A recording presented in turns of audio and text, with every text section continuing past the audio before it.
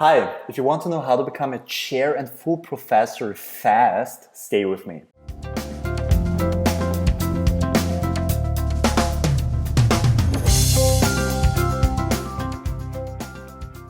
Hi and welcome to the Uncon School at howtobecomeaprofessor.com, the web show to learn from unconventional professors and experts. Today we're going to learn how Nuno Maulide managed to become the chair and full professor at the University of Vienna at the tender age of 33.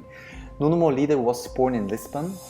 After graduating in chemistry from the Instituto Superior Técnico in 2003, he completed a Master of Science degree at the École Polytechnique in 2004 with summa cum laude ranking #1 out of 22 students, and received his PhD from the Université Catholique de Leuven in 2007.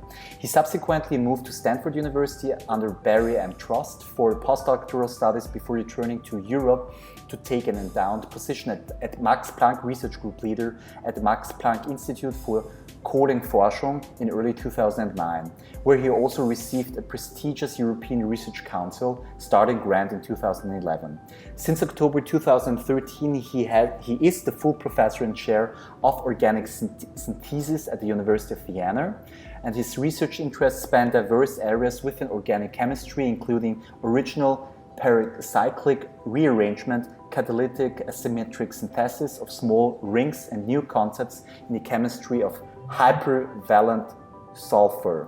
All right, Nuno, thank you so much for taking your time for this interview, and sorry for the wrong pronunciations during that. I actually think you did a great job because some of those words are really tricky.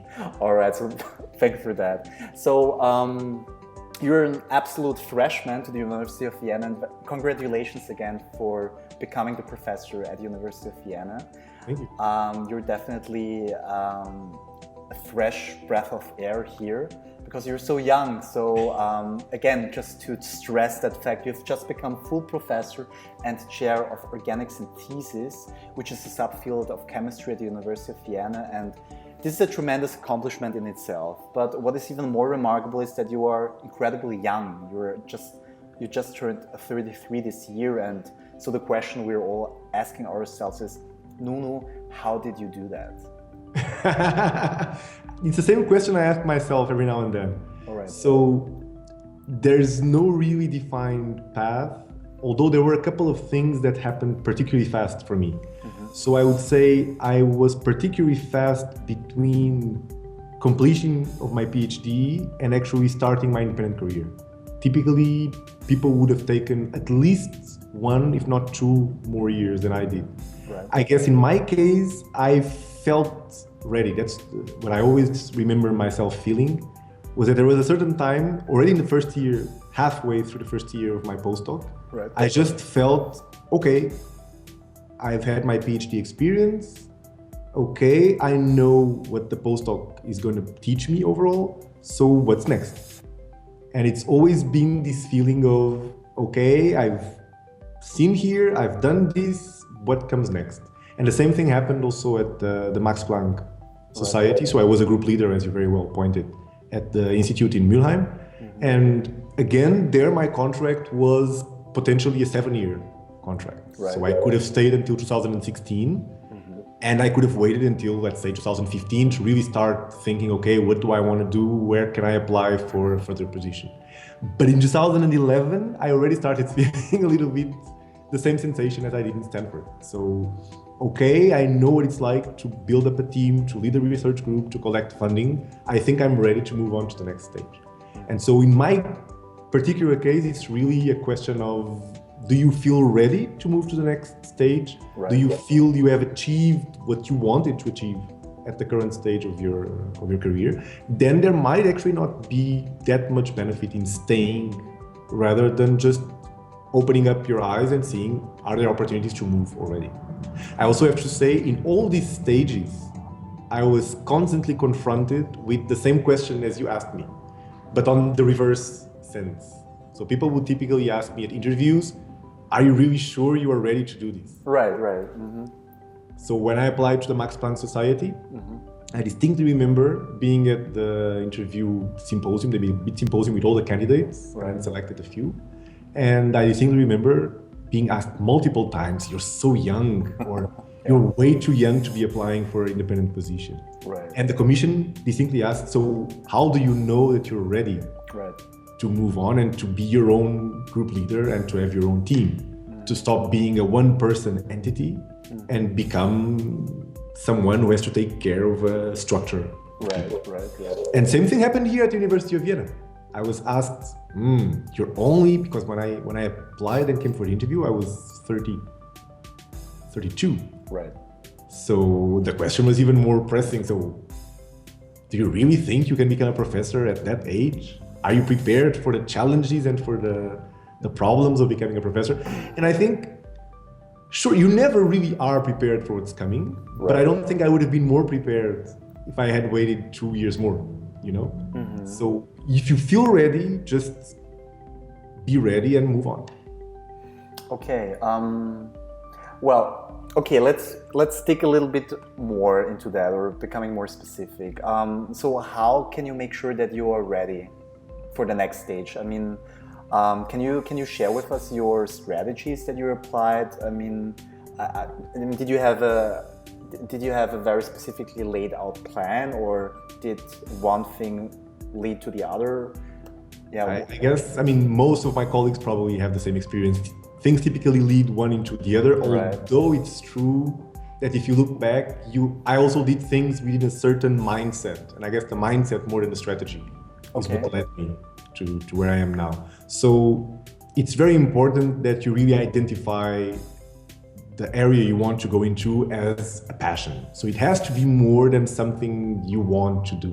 It has to be something you're really completely passionate and immersed into. So you have to be extremely curious.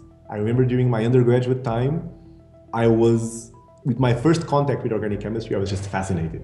Okay, got it. I knew I want to know more about this. I want to learn all that I can. I want to go beyond what my classes will teach me. Right. And know stuff that won't be on the course program. And so this willingness to take some of your extra time and actually have it become fun time, because as you are discovering about something you like, it's actually not work, it's fun, right? Right, got it. Mm-hmm. Going home and reading papers or reading books about organic chemistry until 1 a.m. is not necessarily work, in the sense that you become so engrossed by what you're doing, you become so into the whole thing that you don't even notice time passing by. Okay. So that's probably one of the main things, that this is not really a job, in the sense that it's something you almost would do for free. Got it. Because you love it so much. Okay. Awesome. That's really one of the key things. Then I would say it's a question of orienting yourself towards this pursuit of knowledge. So I would say the choice of a PhD group that I worked on, it wasn't, some people might say you should work with some important people, should have a famous mentor as your PhD advisor, because that will help open doors. That's true. But I actually chose a PhD group and a PhD mentor, which were perhaps not as famous and shiny, but where I knew I could learn tons of chemistry. Got it. And I spent my PhD essentially fascinated by the sheer amount of knowledge that one could garner just by being in a group, by talking to people, by attending seminars, by talking to the professor who was extremely available and always had time to teach and to inspire. And so that's really probably the best PhD I could have done. Much better than if I had gone to a better group, because of the sheer amount of knowledge I could garner. I learned so much during my PhD. I essentially formed the bulk of knowledge I have during my PhD time. Okay, awesome.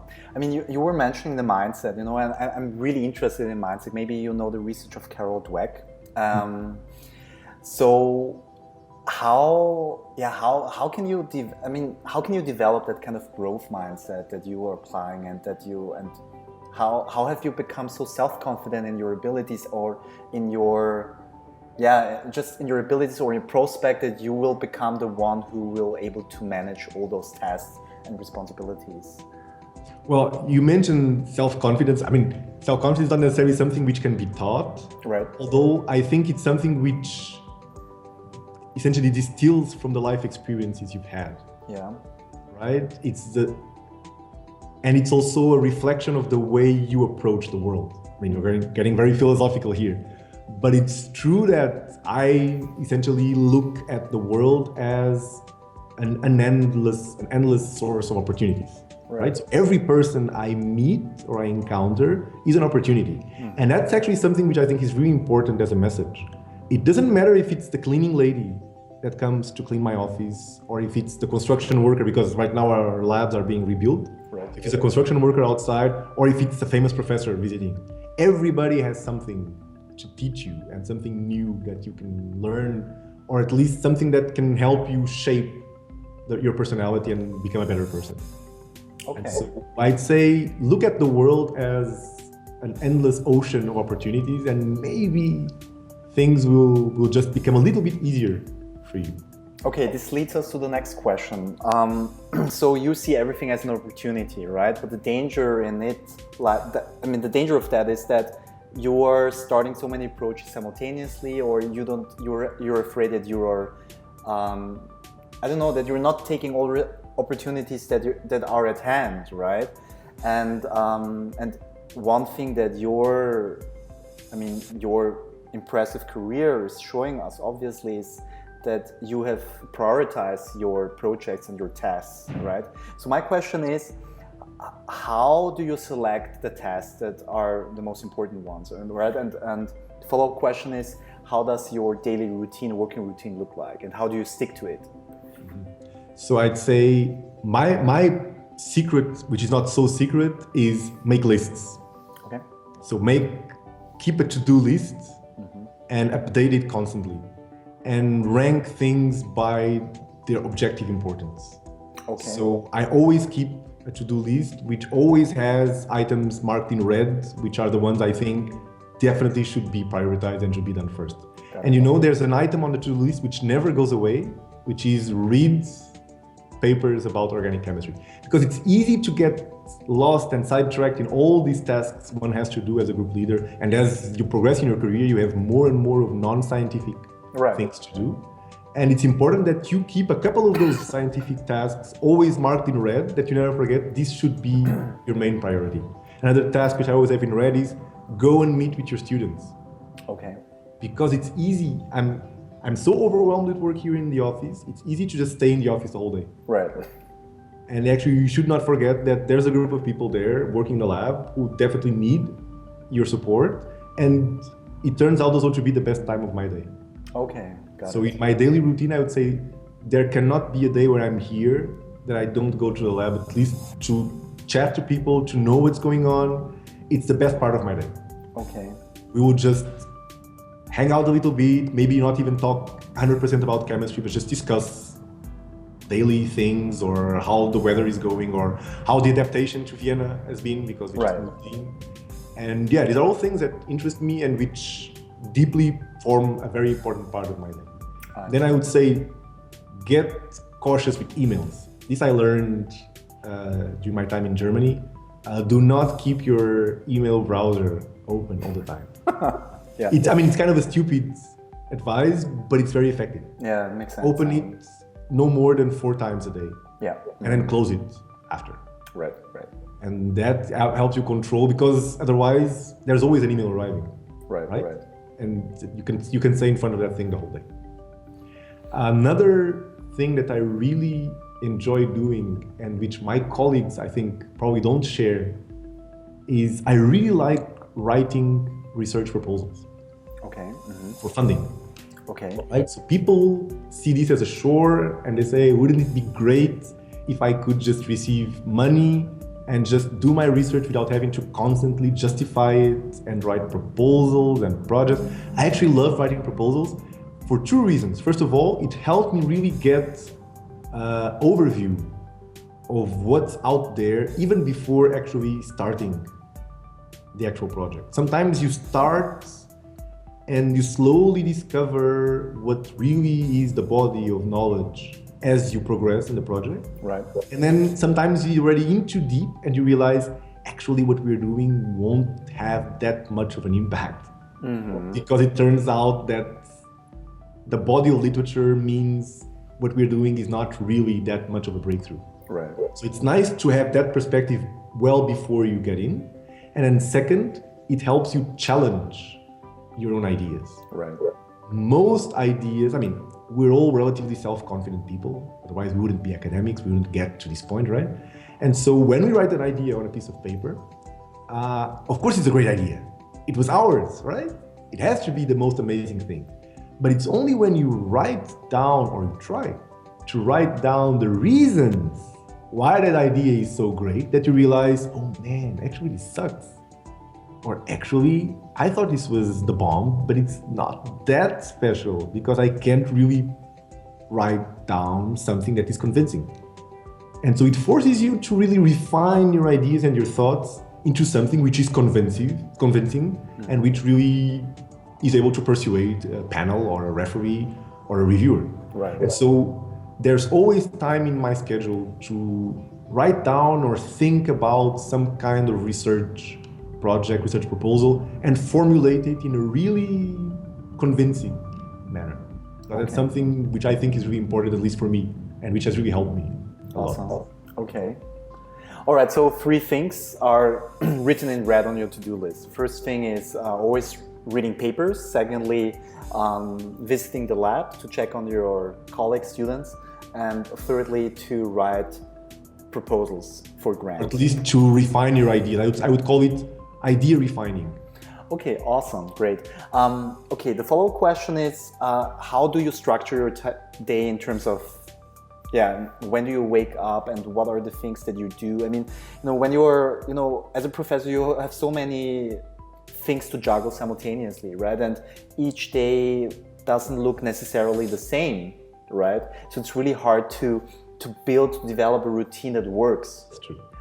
How do you deal with that? That's true. Actually, I deal with that by not developing a routine. Okay. So I should say one of the big advantages of the job, as I see it, is that it's never the same.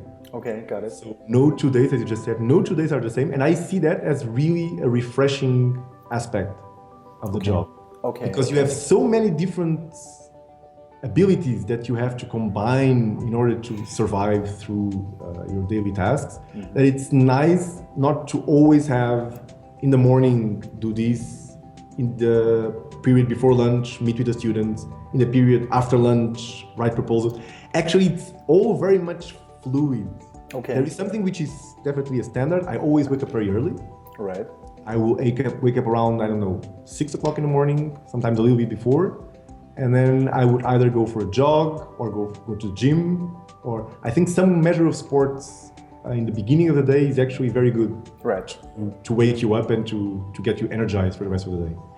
And then in the time between finishing or having breakfast and really coming to work, I will switch on the computer, not for emails, but to look at what's come out on the literature. Okay. Because that's also the freshest moment when I can see what new papers have been published, and eventually start imagining what applications we could do with some new ideas that are out on the literature. And then as the day progresses, it might be sometimes that I see something on the literature in the morning, I forward it by email to the relevant co-workers working on that project, and then we say nudging to each other, and then in the afternoon, maybe I'll come to the lab and say, did you look at that paper I sent you? And they will say, yes, it was about this and this. And I'll say, actually, it just come to me now that maybe we could try this and that based on that paper. So it's not that I had the idea immediately. I just thought, this has some vague resemblance to what person A or person B is working on. Right.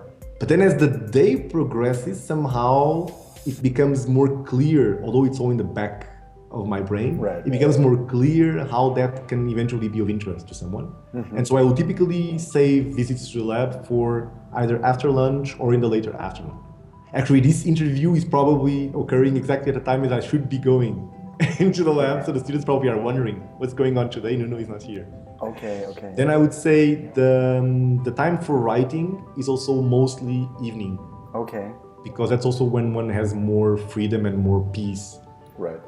The daily portion before lunch and right after lunch is a time when chaos and things are always happening. Emails are arriving with important things, or the secretary will come and bring something which I have to do right now, or a student will bring a form because I have to sign it, otherwise he won't be able to do something. Or a student will come and ask questions about a lecture. Right. So yeah, that's like the service, the service time, as you call it in German, Dienstzeit. Right. Everything which is a little bit away from this is what I use mostly as creative time. Also, writing publications is best done either early in the morning or later in the afternoon. I see. Okay, and but do you also take time for yourself? I mean, do you end until 1 o'clock every day during the work week, or is there a time where you say, okay, that's enough, let's have some free time? Actually, there's a very good time, and this used to be a daily routine when I was in Germany. Here, maybe it will develop into one. I just have to settle down a little bit more. Right. It's the lunch break. So I typically go home for lunch. I walk home because I live within walking distance, and then I play the piano. Wow. So I take a typically 1.5 to 2 hour lunch break. Probably 45 minutes of it are really for lunch, or half an hour is really for lunch. And the rest is actually to sit on the piano and practice some of the pieces I'm playing, or just freely play and just essentially relax from the daily routine, although it's in the middle of the day. I see. It's actually very nice. That's actually what re-energizes me for the afternoon. Awesome. Nuno, thank you so much for sharing your rich experiences with us. If you guys want to learn more about Nuno and his research, please check out his research group's homepage. I'll put the link into the show notes. And furthermore, if you like this episode and want to learn more lessons from unconventional academics like Nuno, who make really an impact on the world, please subscribe to our YouTube channel or visit us at howtobecomeaprofessor.com.